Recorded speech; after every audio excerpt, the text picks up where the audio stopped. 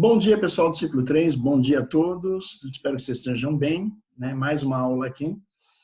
A gente vai falar um pouquinho agora sobre a reforma e a contra-reforma religiosa, tá? Então, o que eu quero que vocês pensem, por favor, antes de começar a aula, no panorama, né, que nós temos no mundo, né, no final da Idade Média. A primeira coisa que é importante lembrar, houve uma ascensão de um mundo urbano-comercial durante as cruzadas, né? O surgimento de cidades que fortaleceram-se através das feiras medievais, o surgimento dos burgos, das cidades protegidas, né, da Idade Média ali, e o nascimento de uma classe social muito forte, que era a burguesia. Essa burguesia foi muito contestada durante o seu domínio, né, sobre as cidades ali, porque ela praticava o lucro, que segundo a Igreja Católica era um grande pecado, né, era o pecado da usura naquele período ali. A crise medieval se agrava com a crise do século XIV e século XV, né? Nós temos ali a epidemia de peste negra, a questão da Guerra dos 100 Anos entre a França e a Inglaterra, a questão da fome gerada pela mudança, né? Pela alteração climática, um clima muito ruim naquele período ali, mais o abandono do campo, é claro. E nós temos no século XV a tomada da Constantinopla pelos turcos. Todo esse processo leva a Idade Média a um processo de crise, né? Decadência. Automaticamente os questionamentos ocorrem, né? Há uma mudança de mentalidade muito forte naquele período, gerada pelo pensamento humanista, que nós estamos vendo em aula também. Essa mudança de mentalidade, essa mudança de pensamento humanista, leva a uma crítica, né, ao teocentrismo, ao pensamento coletivista da igreja medieval, a tudo que a igreja fazia na época. E dentro da própria Igreja Católica surgem movimentos do quê? De reforma da religião. A ideia era não, no primeiro momento, criar novas religiões, mas, na verdade, reformar a própria Igreja Católica, alterar as estruturas dos dogmas católicos ali. Esse processo de tentativa de alterar os dogmas católicos, de mudar a regra católica, acabou gerando a tal da reforma, e essa reforma acabou o quê? Rompendo, em algum momento, com a Igreja, fazendo nascer novas religiões, né? Novas perspectivas de religião fora do catolicismo, fora da Igreja Católica Apostólica Romana ali, ok? Então, vamos dar uma pensada em uns fatores aí, né? É a aula 7 e 8, né, da frente 2 aí do terceiro ano. Nós vamos fazer a parte 1 da aula agora e depois teremos uma parte 2 para ela ficar mais fácil de ser entendida e não tão corrida para todos nós ali, ok? Bom, o que é a reforma protestante? É um movimento de caráter religioso, né, que faz a passagem entre aquela crise medieval e a entrada no mundo moderno, onde tenta-se, de alguma maneira, né, alterar as estruturas do clero, alterar as lógicas do clero, alterar os dogmas do clero, né, vendo que o clero era criticado, como eu falei anteriormente, pela crítica, né, à usura, né, a ideia do pecado do lucro, a empréstimo a juros que o pessoal fazia na Idade Média ali, e que o controle, né, do mundo, na verdade, era um controle que tinha que ser feito, né, dentro de uma lógica do divino e não do humano, né? Na verdade, a gente vai avaliar, né, que quando a burguesia começa a acumular dinheiro, começa a praticar o lucro, ela está deixando de colocar dinheiro na mão da igreja. E a igreja, por isso, acaba rompendo, né, entrando em choque com as estruturas do quê? Desse mundo burguês, esse mundo do capital que está nascendo ali, ok? Então, o primeiro processo é esse que a gente observa ali. Bom, a gente tem que pensar que a própria população começou a criticar a cobrança da indulgência, né, a venda do perdão que era feita pela Igreja Católica. Então, as pessoas observam, né, que a igreja estava envolvida com questões materiais, envolvida com as questões políticas, envolvida com a terra, e esquecendo do povo que viveu as mazelas da crise medieval. Então, é lógico que a população, em determinado momento, começa a questionar o próprio papel da igreja, né? O próprio papel dos padres, né, da riqueza, e observar que eles mesmos não cumpriam seus votos.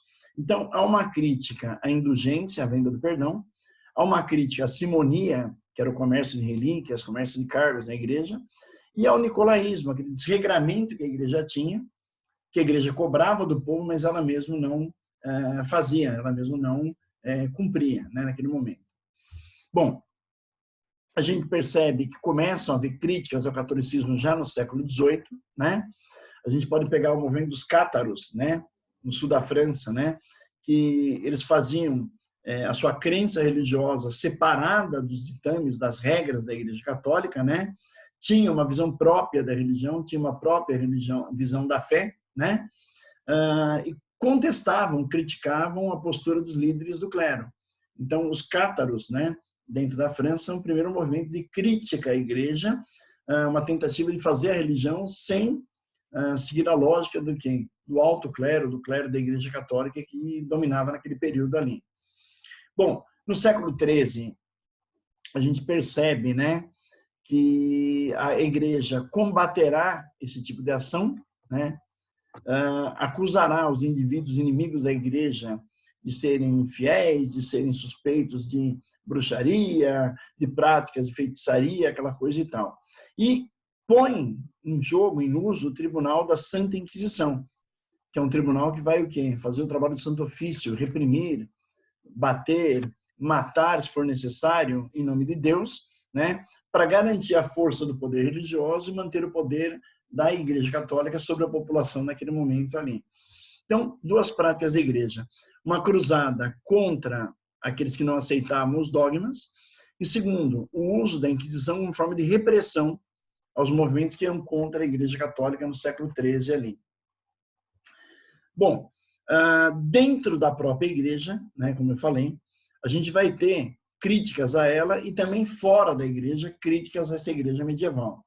Então, por exemplo, a gente tem o John Wycliffe, né, em inglês, que no século XIV fez críticas violentas à ação da Igreja, né, defendia já a salvação pela fé e não pela obra, que é a ideia que o Lutero vai defender depois, né, e, de certa maneira, acabou levando, né, no pensamento de Wycliffe as ideias de Lutero para começar uma reforma no século XVI, ok?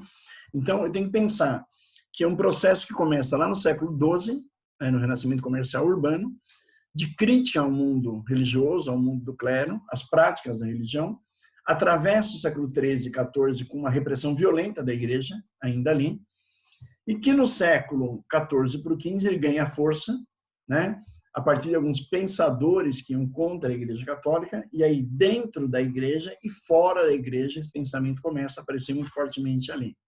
Bom, uma outra coisa que é muito importante, o Renascimento, né, que está interligado àquele momento político.